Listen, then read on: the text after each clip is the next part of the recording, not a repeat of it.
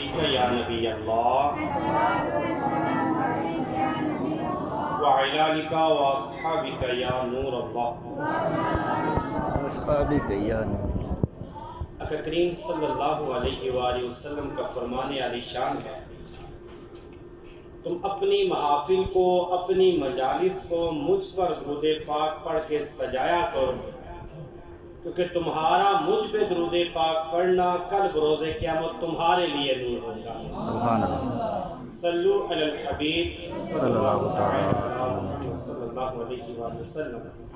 آپ میں سے اکثر اسلام بھائی اسلامی کے محمد دینی ماحول سے واقف ہے، آج اجتماع میں بھی آتے ہیں، ریپیٹ تھوڑا سا کم کر دو، آواز تھوڑی سی اونچی کر دو۔ بعض اسلامی بھائی ایسے بھی ہوں گے جو مدنی چینل بھی دیکھتے ہیں، تو صلو علی الحبیب بولا گیا، بعضوں نے آگے سے رپلائی کیا صلی اللہ علیہ محمد۔ ہو سکتا ہے کسی کے لیے یہ جملہ نیا ہو۔ اس جملے کا مطلب یہ ہے، ہم اپنی اردو زبان میں کہتے ہیں سارے رل کے پڑھو، سارے مل کے پڑھو۔ یہی جملہ اگر کسی نے عربی میں کہنا ہو، وہ کہے گا صلو علی الحبیب، سارے مل کے اپنے حبیب پہ درود و سلام پڑھو۔ اچھا، اس کے جواب میں کوئی سا بھی درود پاک آپ پڑھ سکتے ہیں، درود ابراہیمی پڑھنا چاہے وہ پڑھ لیں، الصلاۃ والسلام علیکہ یا رسول اللہ پڑھ لیں، جو دل کرتا ہے پڑھ لیجئے۔ صلی اللہ علیہ محمد عمومی طور پہ پڑھا جاتا ہے، یہ پڑھنے کی وجہ کیا؟ ایک وجہ یہ شارٹ ہے، دوسری وجہ یہ ہے آقا کریم صلی اللہ علیہ وسلم کے حوالے سے ایک روایت منقول ہے، جو بندہ صلی اللہ علیہ محمد پڑھتا ہے اللہ تعالیٰ اس پر رحمت کے 70 دروازے کھول دیتا ہے۔ سبحان اللہ۔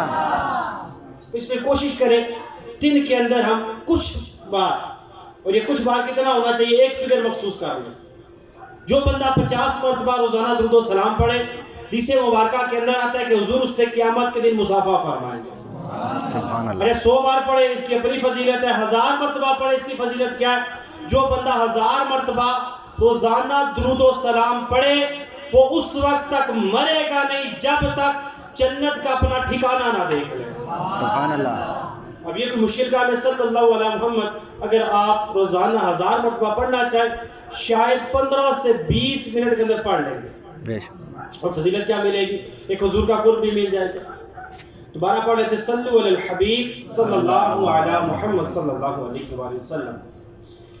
پیارے اور محترم اسلام بھائیو، آج ہم سارے یہاں جو اکٹھے ہوئے، اکٹھے ہونے کا ایک بڑا مقصد، یہاں پر اسی گھر کے اندر مدرسۃ المدینہ بالغان، آسان الفاظ میں کہنا چاہے بڑی عمر کے وہ اسلامی بھائی جو قرآن پاک پڑھ نہیں سکے، کبھی مجبوریوں کی وجہ سے، کبھی سستی کی وجہ سے، کبھی کسی اور کام کی وجہ سے۔ بعض اوقات ایسا بھی ہوتا ہے کہ مسجد میں گئے تھے تو قاری صاحب نے مارا، حالانکہ قاری صاحب نے غلطی پہ ہی مارا ہوگا، ضروری نہیں کہ قاری صاحب نے ویسے ہی مارا، وہ تو غلطی پہ مارا ہوگا، اور اس کے بعد مسجد جانے کا دل ہی نہیں کیا، ہم نے وہ قرآن پاک ہی چھوڑ دیا۔ تو ایسے اسلامی بھائی جو قرآن پاک نہیں پڑھ سکے۔ دوسرا، ہم میں سے بہت سارے اسلامی بھائی ایسے ہیں، یوں کہا جائے کہ اکثر ایسے ہیں تو بے جا نہیں ہوگا، جو قرآن پاک پڑھتے ہیں لیکن اپنے اردو کے طریقہ کار پر، دیسی طریقہ کار کے مطابق پڑھتے ہیں۔ اچھا، بعض صورتوں میں جو اس کا معنی تبدیل ہوتا ہے، اس کو حکم آگے عرض کرتا ہوں میں، تو ان کے لیے بھی ایک بڑا پیارا موقع ہے کہ آپ آئیے اپنا قرآن پاک درست کر لیجیے۔ اس لیے آج ہم سارے یہاں اکٹھے ہوئے، اسی سلسلے میں محفل ہوئی۔ چونکہ محرم الحرام کا بابرکت مہینہ ہے، تو اس مہینے میں اگر اہل بیت اطہار کی شان بیان نہ کی جائے تو بہت بڑی زیادتی ہوگی۔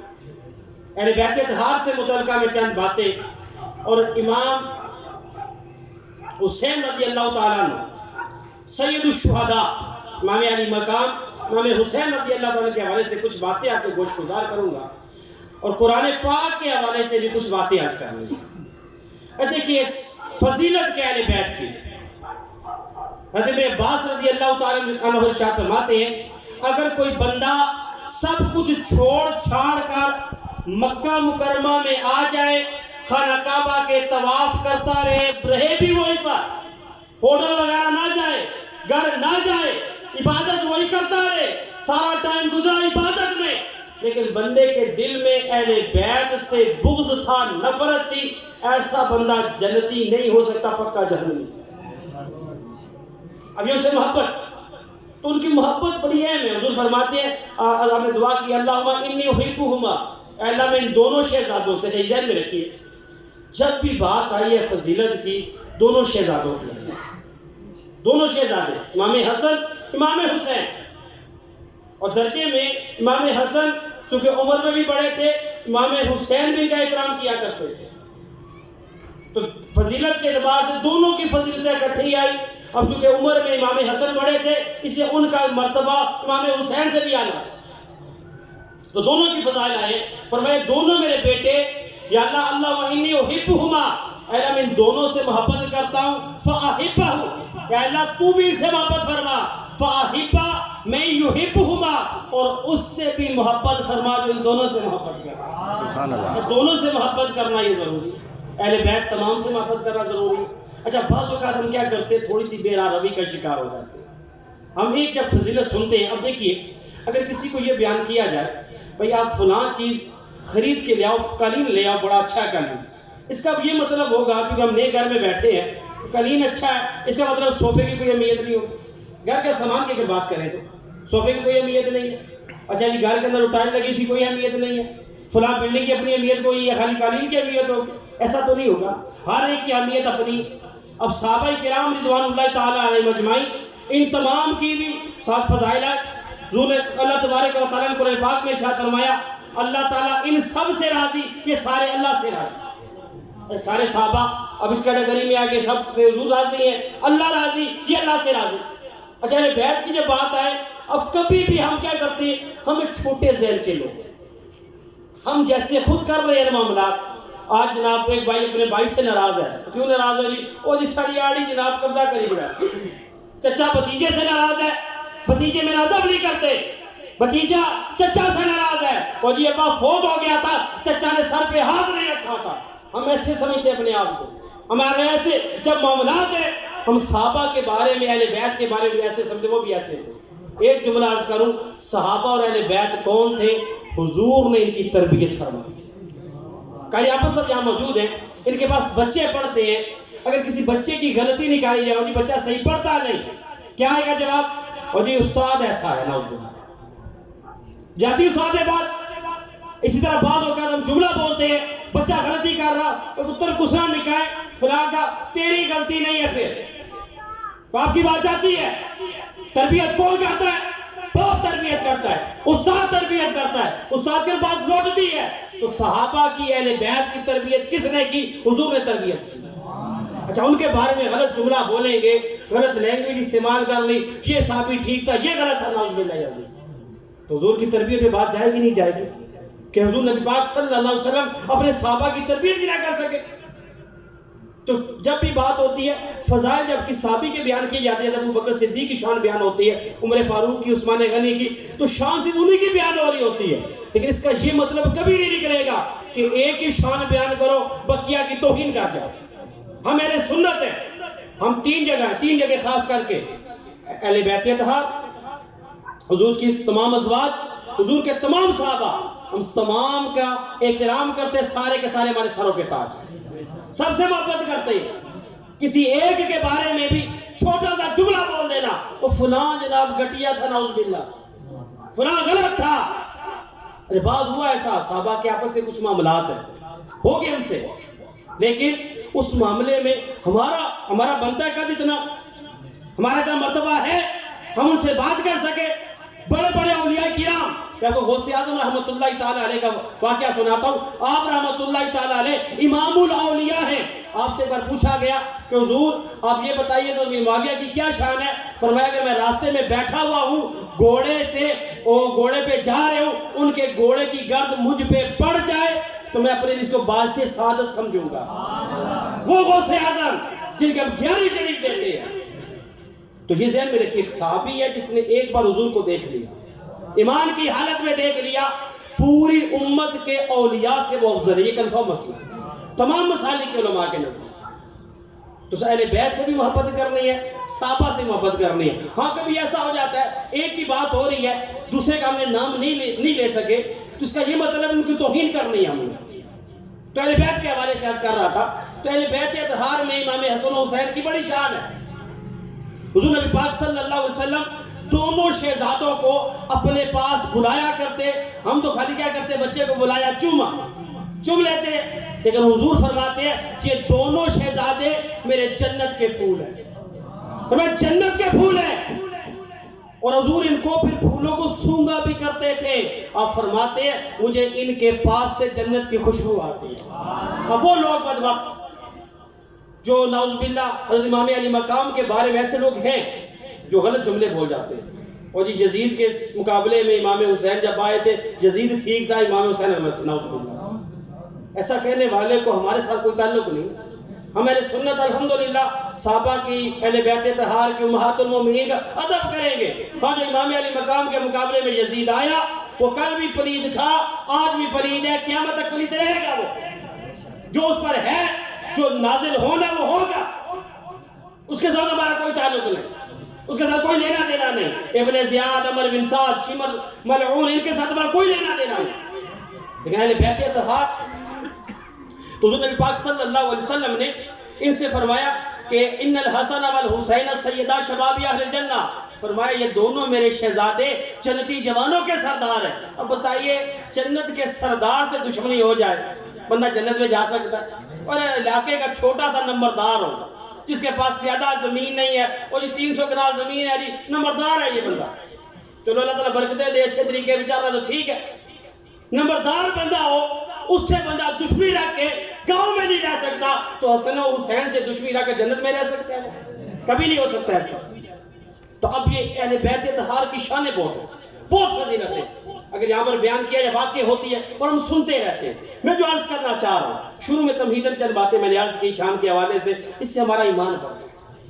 جب یہ پتہ چلتا ہے کہ ان کی شان ہے کیا. ایک طریقہ یہ, اور جی حسین کون ہے, جی حضور کے نواسے ہیں بس, لیکن ساتھ میں آگے فضائل پتہ چلے, محبت بڑھتی ہے. اور ان کی محبت ایسی ہے, یقین جانیے آقا کریم صلی اللہ علیہ وسلم کی محبت, اہل بیت طہار کی محبت, یہ کیا کرتی ہے کہ بندے کے ایمان میں بڑھوتری کا سبب بنتا ہے. اچھا کیا ہوتا ہے یہ, جب بندے کی اندر محبت بڑھی, وہ کام جو بظاہر مشکل لگ رہا تھا آسان ہو گیا اس کے لیے. لوگوں نے جانیں قربان کر دی. ایک صحابی رضی اللہ تعالیٰ عنہ غزوہ احد میں شدید زخمی ہو گئے. صحابہ نے پوچھا کوئی آخر کیا کروں, آپ کو پانی پلا دے؟ کہا بس ایسا کرو گھسیٹ کے حضور کے قدموں میں پہنچا دو. اب یہ ہے محبت. تو ان سے ٹوٹ کے محبت کرنی ہے, حد سے بڑھ کر محبت کرنی ہے.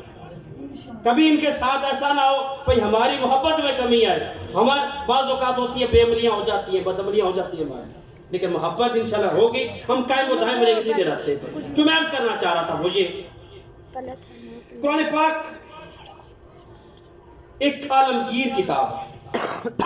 اللہ تبارک و تعالیٰ نے ہر نبی کو معجزے عطا فرمائے. نبی کا معجزہ اس دور کے لوگوں کے حساب سے بھی ہوتا ہے.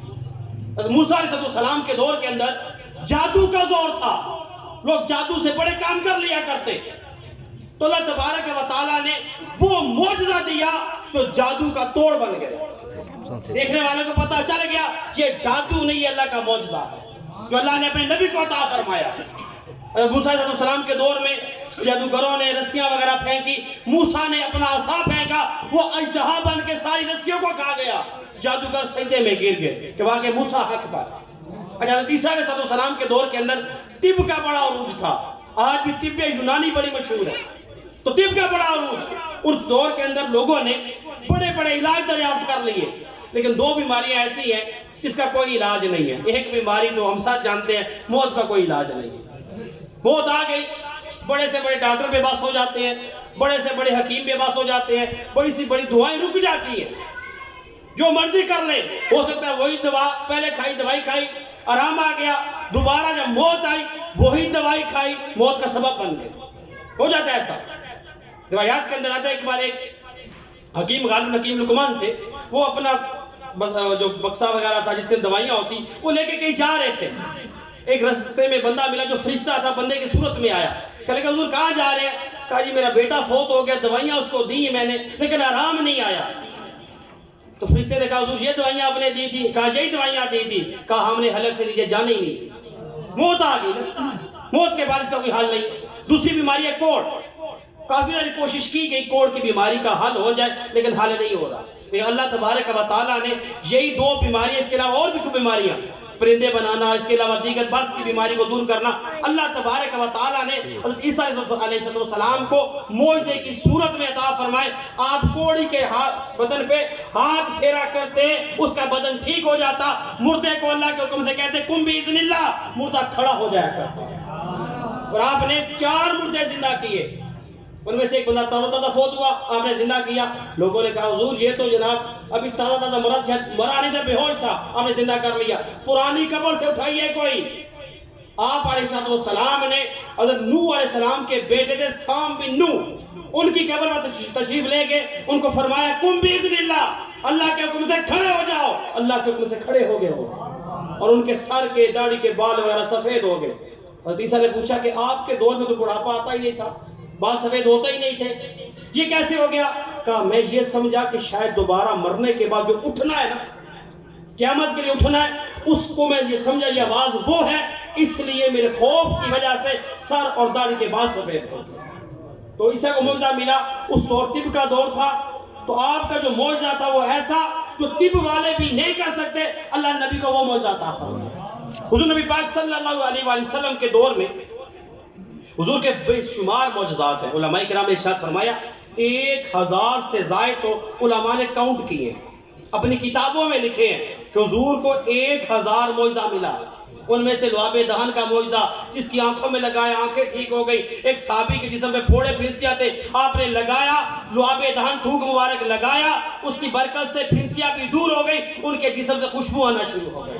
ایک صحابی آئے، ٹانگ ٹوٹ گئی، حضور نے ہاتھ پھیرا، ٹانگ ٹھیک ہو گئی. ایک اور بندہ آیا، کہنے لگا حضور میں ایمان تب لاؤں گا فلاں پودے کو آپ حکم دے، کھجور کا درخت ہے اسے آپ حکم دے آپ کے پاس چل کر آئے. حضور نے فرمایا جا کے اسے میرا پیغام دو، خود چل کے آ جائے گا. اور اس کو امام بصیری نے قصیدہ بودا شریف کے اندر شعر کی صورت میں بیان کیا کہ جاءت لدعوتہ الاشجار ساجدۃ تمشی الیہ ساکن بلا قدم، کہ جب نبی نے درخت کو بلایا تو درخت بھی اسی وقت اپنی ٹانگوں کے بغیر جوڑوں پہ چلتا حضور کی بارگاہ میں حاضر ہو گیا. حضور کے بے شمار معجزات، بے شمار معجزے حضور کے، لیکن ان معجزوں میں سے جو سب سے اہم معجزہ تھا وہ قرآن پاک تھا. پتہ آپ کو عرب والے ہمیں کیا کہتے ہیں؟ صرف عرب کے علاوہ جتنے بھی ملک ہیں نا، ان کو وہ لوگ اجمی کہتے ہیں. عرب کا مطلب کیا؟ بولنے والا، جس کو اللہ نے بولنے کی صلاحیت عطا فرمائی. اور اجمی کہتے ہیں گنگوں کو. وہ کہتے ہیں جناب پاکستانی تو گنگے ہو، یہ فارس کے رہنے والے ایرانی ہو تم گنگے ہو، فلاں ملک میں رہتے ہو تم گنگے ہو، تمہاری زبان اتنی نہیں چلتی جتنی اللہ نے ہمیں توفیق عطا فرمائی. اور واقعی ایسا ہوتا تھا. وہ ایک جگہ بیٹھے ہزار شعر کہہ جاتے تھے. اچھا عربی زبان کے اندر صرف تلوار کے 300 نام ہیں، گھوڑے کے لیے 200 نام لیے جاتے ہیں، ایک لفظ کے کئی معنی آ جاتے ہیں. ایک لفظ ہے دارابا، اس سے 1000 الفاظ بن جاتے ہیں. اتنی وسیع زبان. اچھا اب ان لوگوں کو کیا تھا؟ ان لوگوں کے یہ تھا کہ بھئی ہم بڑے زبان والے. اچھا ان کے پھر باقاعدہ مقابلے ہوا کرتے. ایسا کرتے جناب، شعر لکھتے، اس شعر کو کعبۃ اللہ کی دیوار پہ لٹکا دیا جاتا. اچھا اس کے مقابلے میں کوئی شعر لے کر آئے، اب اترے گا. اگر شعر نہ آیا اب یہ پورا سال کعبے کی دیوار پہ لٹکا رہتا تھا. اب آقا کریم علیہ السلام پر جب ایک سورت مبارکہ نازل ہوئی، وہ پتہ کون سی؟ قرآن پاک کی جو الفاظ کے اعتبار سے، معنی کے اعتبار سے نہیں، الفاظ کے اعتبار سے سب سے چھوٹی سورت ہے سورہ کوثر. حضور نے فرمایا جاؤ اس کو کعبہ پہ لٹکا کے آ جاؤ. 1 سال تک لٹکی رہی، اس کے مقابلے میں کوئی کلام نہیں لا سکتا. تو حضور کا یہ قرآن پاک معجزہ ہے. کھلا چیلنج دے دیا اللہ تبارک و تعالیٰ نے. سورہ بقرہ کے اندر ذکر ہوتا ہے، پہلے ذکر یہ چیلنج دیا اگر تم کہتے ہوئے میرے محمد نعوذ باللہ جھوٹے ہیں، ایسا کرو اس ایسی کتاب بنا کر لے. نہیں لا سکے. پھر چہرے میں کمی ہو گئی، کہا ایسا کرو تم یہ کہتے محمد جھوٹے ہیں، تم 10 صورتیں بنا کر لے آؤ. نہیں لا سکتے. پھر آخر میں فرمایا فَأْتُوا بِسُورَةٍ مِّن مِّثْلِهِ، ایک سورت اس قرآن جیسی بنا کر لے آؤ، ہم تمہیں تمہاری بات مان جائیں گے. اچھا ہم کر سکتے. دیکھیے جنگ بدر ہوئی، جنگ احد ہوئی، جنگ خندق ہوئی، فتح مکہ ہو گیا، بڑی بڑی جنگیں کیوں لڑی انہوں نے؟ صرف یہ کام کر لیتے، 5-6 بندے مل کے بیٹھ جاتے، ایک صورت بناتے، اور یہی دیکھو آپ کے مقابلے میں آگئی صورت. اب آپ اپنے یہ نبوت کا اعلان ختم کر دیجئے. نہیں لا سکے. وجہ کیا؟ کہ حضور کا معجزہ تھا. معجزے کی تعریف کیا؟ معجزہ وہ شے جو خلاف عادت ہو اور عام انسان نبی کے علاوہ اس کو کر نہ سکے، اس شے کو معجزہ کہتے ہیں. اور معجزہ بندہ کس شے سے؟ عجز سے. یعنی بقیہ سارے لوگ عاجز آ گئے، بقیہ سارے کمزور پڑ گئے، صرف نبی نے کر لیا، نبی کا معجزہ بن گیا. دوسروں کو عاجز کرنے والا بن گیا. تو قرآن پاک ہے کیا؟ حضور کا معجزہ ہے. لیکن ہمارے ساتھ ہوا کیا؟ ہم نے بڑی غلطیاں کی. ان غلطیوں میں سے